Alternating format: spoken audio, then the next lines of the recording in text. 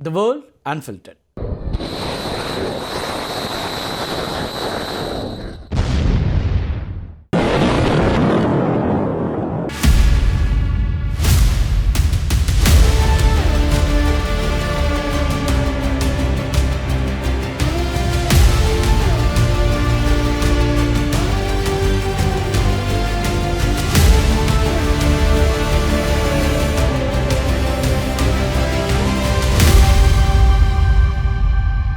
மத்திய கிழக்கில் கடந்த 1.5 மாத காலமாக ஓய்ந்திருந்த போர் பதற்றம் மீண்டும் பற்றி கொண்டிருக்கிறது.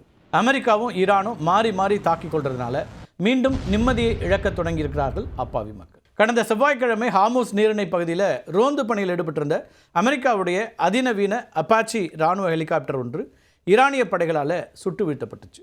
இந்த சம்பவம் தான் அமெரிக்காவை மீண்டும் போருக்குள்ளே இழுக்கக்கூடிய ட்ரிகர் பாயிண்டாக அமைந்திருக்கிறது அப்படின்னு பார்க்குறாங்க பார்வையாளர். ஈரான் இதற்கு மிகப்பெரிய விலையை தர வேண்டும் அப்படின்னு எச்சரிக்கையை அமெரிக்க அதிபர் டொனால்ட் ட்ரம்ப் உடனடியாக கொடுத்ததோடு இல்லாமல் ஈரான் மேலே நேரடி தாக்குதல் நடத்துறதுக்கு இராணுவத்திற்கு அனுமதியும் கொடுத்திருக்கிறார்.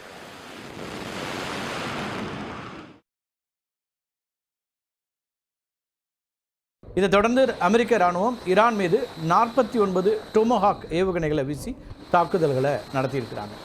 ஈரானுடைய தெற்கு பகுதியில் இருக்கக்கூடிய மினாப், பந்தர்பாஸ், கெஷ்மைலண்ட், சிரிக், அதே போல் ஜாஸ்க், இந்த இடங்களெல்லாம் ஈரானிய இராணுவ உட்கட்டமைப்புகளை இலக்கு வச்சு இந்த தாக்குதல்கள் நடத்தப்பட்டிருக்கின்றன. இதில் ஈரானுடைய தெற்கு பகுதியில் இருக்கக்கூடிய வான் பாதுகாப்பு ரெடார் அமைப்புகள் கடுமையாக சேதமடைந்திருக்கின்றன. இதனால் ஈரானிய வான்வெளியை கண்காணிக்கக்கூடிய திறன் தற்காலிகமாக பாதிக்கப்பட்டிருக்குது அப்படின்னு தான் சொல்லணும். அமெரிக்காவுடைய கடற்படை கப்பல்களை இலக்காக கொண்டு ஈரான் தயார் நிலையில் வைத்திருந்த சில ஏவுகணை ஏவுதளங்கள் அதேபோல் மொபைல் லான்ச்சர்கள் தாக்கி அழிக்கப்பட்டிருக்கின்றன. இந்த அமெரிக்காவுடைய தாக்குதலில் இராணுவ இலக்குகளை தாண்டி சில பொது பயன்பாட்டு உட்கட்டமைப்புகளும் இந்த மோதலில் பாதிக்கப்பட்டிருப்பதாக வரக்கூடிய செய்திகளை பார்க்குறோம். குறிப்பாக சிரிக் பகுதியில் இருக்கக்கூடிய முக்கியமான குடிநீர் சுத்திகரிப்பு மற்றும் தேக்கு நிலையங்கள் இருக்கு இல்லையா, இதெல்லாம் சேதமடைந்திருக்கு. இதன் காரணமாக அந்த பிராந்தியத்தில் குடிநீர் விநியோகம் கடுமையாக பாதிக்கப்பட்டிருக்கு. கடலோர பகுதியில் இருக்கக்கூடிய பல தகவல் தொடர்பு கோபுரங்கள் தகர்க்கப்பட்டதுனால தெற்கு ஈரானுடைய சில பகுதிகளில் மொபைல் மற்றும் இணைய சேவைகள் துண்டிக்கப்பட்டிருக்கின்றன. அமெரிக்காவுடைய இந்த தாக்குதலுக்கு பதிலடியாக ஈரான் என்ன பண்ணுறாங்கன்னா, அவங்களுடைய இஸ்லாமிய புரட்சிகர காவல் படை மத்திய கிழக்கில் இருக்கக்கூடிய அமெரிக்க இராணுவ தளங்களை குறிவச்சு மிசைல்ஸை லான்ச் பண்ணுறாங்க, ட்ரோன் அட்டாக்கும் பண்ணுறாங்க. பஹ்ரைன், குவைத், ஜோர்டான் இந்த நாடுகளில் இருக்கக்கூடிய 21 அமெரிக்க இராணுவ தளங்கள் மேலே ஈரான் 2 கட்டங்களாக இந்த மிசைல்ஸ் மூலமாக அட்டாக் நடத்தியிருக்கு.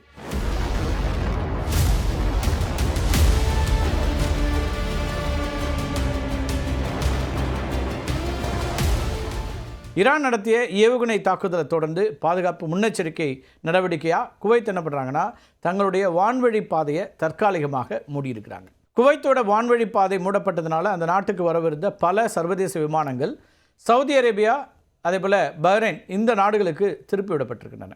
குவைத்திலிருந்து புறப்பட வேண்டிய அனைத்து விமான சேவைகளும் தற்காலிகமாக நிறுத்தி வைக்கப்பட்டிருக்கின்றன. இந்த பிராந்தியம் முழுவதும் போர் பதற்றம் உச்சத்தை எட்டியிருக்கிறதுனால சர்வதேச விமான நிறுவனங்கள் மத்திய கிழக்கு நாடுகளுடைய வான்வழி பாதையை பயன்படுத்துறதை தவிர்த்து மாற்று பாதைகளை தேர்ந்தெடுத்துட்ருக்காங்க. அமெரிக்காவுடைய தாக்குதலுக்கு பதிலடியாக ஹார்முஸ் நீரிணையை முழுவதும் மூடுவதா ஈரான் இப்போ அதிரடியாக அறிவித்திருக்கிறது. தடையை மீறி நீரிணையை கடக்க முயலக்கூடிய கப்பல்கள் தகர்க்கப்படும் அப்படிங்கிற கடுமையான எச்சரிக்கையும் ஈரான் விடுத்திருக்கிறது. இந்த தடைக்கு பிறகு ஹார்முஸ் பகுதியில் நுழைய முயன்ற 2 வணிக கப்பல்கள் தாக்கப்பட்டதா IRGCயினுடைய கடற்படை பிரிவு தெரிவிச்சிருக்கிறாங்க. ஆனால் ஹார்முஸ் நீரிணை அமெரிக்காவுடைய பாதுகாப்பில் தான் இருக்கிறது அப்படின்னு அதிபர் ட்ரம்ப்பும் அமெரிக்காவுடைய பாதுகாப்பு அமைச்சர் பீட் ஹெக்ஸெட்டும் சொல்லியிருக்கிறாங்க. கடந்த மாதம் முதல் அமெரிக்க கடற்படை இரவு நேரங்களில் ஈரானுடைய ரேடார்களில் சிக்காமல் வணிக கப்பல்களை ஹார்முஸ் நீரிணை வழியே அழைத்து சென்றதாகவும் ட்ரம்ப் ஒரு கிளைம் பண்ணுறார். இந்த ரகசிய நடவடிக்கை மூலமாக இதுவரைக்கும் 200க்கும் மேற்பட்ட வணிக கப்பல்கள், அது மட்டும் இல்லாமல் 100 மில்லியன் பேரல்களுக்கு அதிகமான கச்சா எண்ணெய் பாதுகாப்பாக சர்வதேச சந்தைக்கு கொண்டு செல்லப்பட்டிருக்கிறது அப்படிங்கிறது தான் ட்ரம்ப்போட ஸ்டேட்மெண்ட். ஆனால் ஈரான் அரசும் இராணுவமும் ட்ரம்ப் சொல்கிறத முற்றிலுமாக மறுக்கிறாங்க. ஈரானை பொறுத்த வரைக்கும் புவியியல் ரீதியாக தனக்கு இருக்கக்கூடிய சாதகமான சூழலை வச்சு நீரிணையை தன்னுடைய கட்டுப்பாட்டில் வைத்திருப்பதா சொல்லுது. ட்ரம்ப் சொல்கிறது போல் 200க்கும் மேற்பட்ட வணிக கப்பல்கள் ஹார்முஸ் நீரிணையை கடந்தனவா அப்படிங்கிற முக்கியமான கேள்வி இங்கே எழுது. ட்ரம்ப்போட இந்த அதிரடி அறிக்கை இருக்கு இல்லையா, அது பாதி உண்மை பாதி எக்ஸாகரேட்டட் கிளைம் அப்படின்னு சர்வதேச இராணுவ வல்லுநர்கள்லாம் குறிப்பிட்றாங்க. நிஜமாவே அமெரிக்கா ரகசிய நடவடிக்கை எடுத்ததா அப்படிங்கிற ஒரு கேள்வி எழலாம். ஆமாம், அமெரிக்கா கடந்த மே மாத தொடக்கத்தில் ப்ராஜெக்ட் ஃப்ரீடம் அப்படிங்கிற பேரில் வணிக கப்பல்களுக்கு இராணுவ பாதுகாப்பு அளிக்கக்கூடிய திட்டத்தை தொடங்கினாங்க. அதுக்கு பிறகு அமைதி பேச்சுவார்த்தைக்காக இந்த திட்டம் ஒரே நாளில் நிறுத்தப்பட்டதாக அறிவிக்கப்பட்டுச்சு. ஆனாலும் பின்னணியில் அமெரிக்க கடற்படை ரகசியமாக சில முக்கியமான எண்ணெய் டேங்கர்களுக்கு பாதுகாப்பு கொடுத்து இந்த நீரிணையை கடக்கிறதுக்கு உதவி இருக்கிறாங்க. அமெரிக்கா நடத்திய வான்வழி தாக்குதலில் ஈரானுடைய கடலோர ரேடார் அமைப்புகள் சில அழிக்கப்பட்டதுனால அமெரிக்காவுடைய இந்த நள்ளிரவு நடமாட்டத்தை ஈரானால் முழுமையாக கண்காணிக்க முடியாமல் போனது அப்படிங்கிறது தான் உண்மை. ட்ரம்ப் சொல்கிற மாதிரி 100 மில்லியன் பேரல் அப்படிங்கிறது சாத்தியமாங்கிற இன்னொரு கேள்வி எழலாம். இங்கே தான் ட்ரம்ப்போட கூற்றுங்கிறது விவாதத்திற்கு உள்ளாகி இருக்கிறது. அமெரிக்காவுடைய சொந்த பாதுகாப்பு மற்றும் எரிசக்தித்துறை அதிகாரிகளே இந்த தரவை கேட்டு வியப்படைஞ்சிருக்கிறாங்க. வழக்கமான சூழலில், அதாவது போர் இல்லாத நேரங்கள் இருக்கு இல்லையா, அந்த காலகட்டங்களில் ஹார்முஸ் நீரிணை வழியாக ஒரு நாளைக்கு சுமார் 20 மில்லியன் பேரல் கச்சா எண்ணெய் கிடக்கும். ஆனால் பிப்ரவரி 28 பிறகு அப்போ தான் அந்த தாக்குதல் தொடங்குது. ஈரான் மேலே அமெரிக்காவும் இஸ்ரேலும் சேர்ந்து அந்த தாக்குதல் நடத்துகிறாங்க. அன்றையிலிருந்து கப்பல் பயணத்தில் கடுமையான ஒரு கட்டுப்பாடு நிலவுது. கடந்த ஒரு மாத காலத்தில் 100 மில்லியன் பேரல் எண்ணெயை அமெரிக்கா ரகசியமாக கடத்தியிருக்க வேண்டும் என்றால் ஒரு நாளைக்கு சுமார் 3 மில்லியனுக்கும் அதிகமான பேரல் எண்ணெய் அப்படிங்கிறது கடத்தப்பட்டிருக்கணும். ஆனால் strait of Hormuz live tracker தரவுகளின் படி பார்த்தோன்னா தற்போது 15% கப்பல் போக்குவரத்து மட்டும்தான் நடந்துகிட்ருக்கு. இதனால் 100 மில்லியன் பேரல் அப்படிங்கிறது ட்ரம்ப் தன்னுடைய அரசியல் வெற்றிக்காகவும் கச்சா எண்ணெய் விலையை $90 வச்சுருக்கணும் அப்படிங்கிறதுக்காகவும் எக்ஸாகரேட்டடான ஒரு ஃபிகரை சொல்கிறாருங்கிறது தான் சர்வதேச ஊடகங்களுடைய பகுப்பாய்வாக இருக்குது.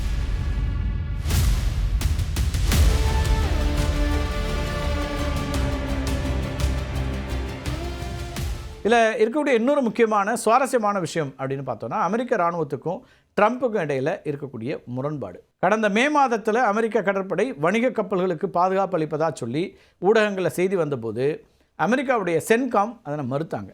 ஆனால் தற்போது அதிபர் ட்ரம்ப் அதை ரகசிய மிஷன் அப்படின்னு சொல்கிறார்.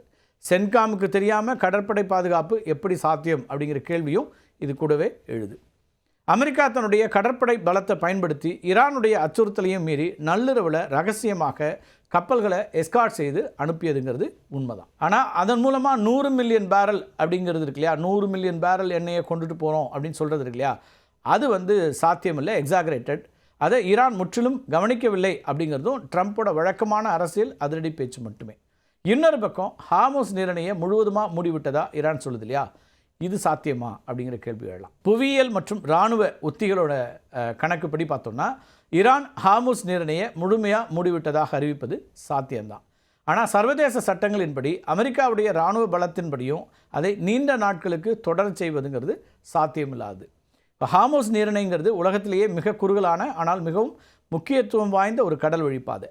ஹார்முஸ் வடக்கு பகுதி முழுவதையும் ஈரான் கட்டுப்படுத்துது. அங்கே இருக்கக்கூடிய கேஷ்ம் ஐலாண்ட், அதேபோல் ஹார்முஸ், அதேபோல் லாரக், இந்த முக்கியமான ஐலாண்ட்ஸ் இருக்குது, தீவுகள்லாம் இருக்குது. இதெல்லாமே ஈரான் கிட்ட தான் இருக்குது. ஈரானோட வசம் இருக்கிறதுனால கப்பல் போக்குவரத்தை அவங்களால எளிதாக கண்காணிக்க முடியும்.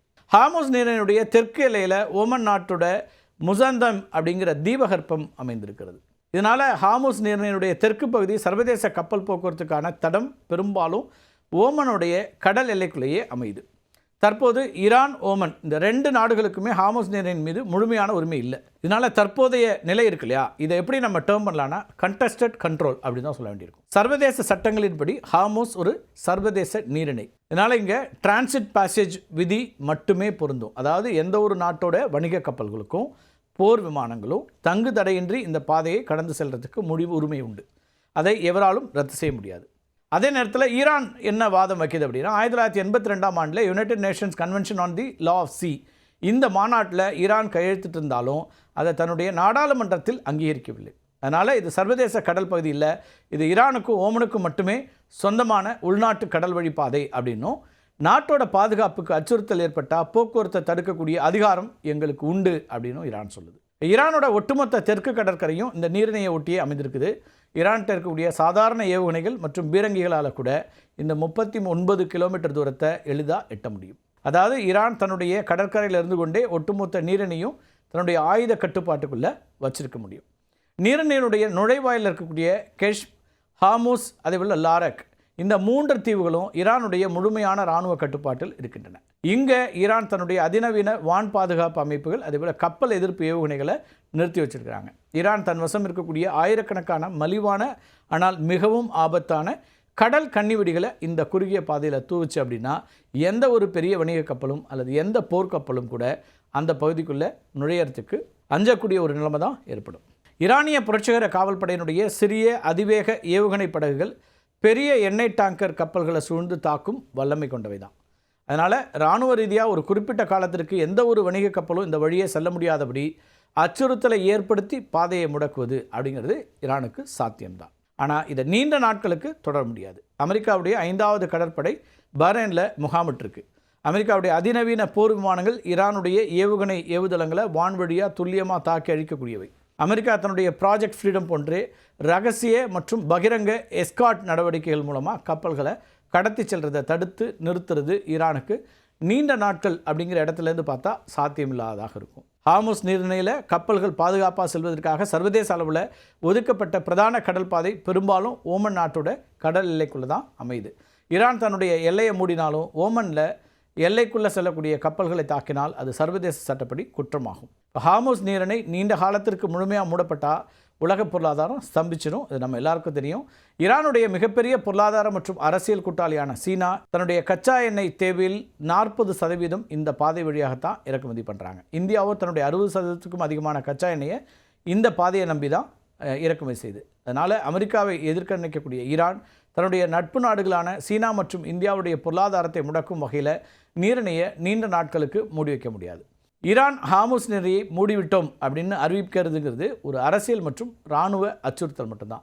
தங்களுடைய ஏவுகணை பலத்தால் சில நாட்களுக்கு கப்பல் போக்குவரத்தை அவங்களால தடுத்து நிறுத்த முடியும் அப்படிங்கிறதும் நிஜம்தான். நம்ம ஏற்கனவே பார்த்துருக்கோம். அமெரிக்கா ஈரான் நாடுகளுடைய கௌரவ போரும் தாக்குதலுக்கு தாக்குதல் அப்படிங்கிற ஆக்ரோஷமான இராணுவ உத்திகளும் ஒட்டுமொத்த பொருளாதாரத்தையும் சர்வதேச எரிசக்தி சந்தையையும் பணைய கைதிகளாக்கி இருக்கின்றன.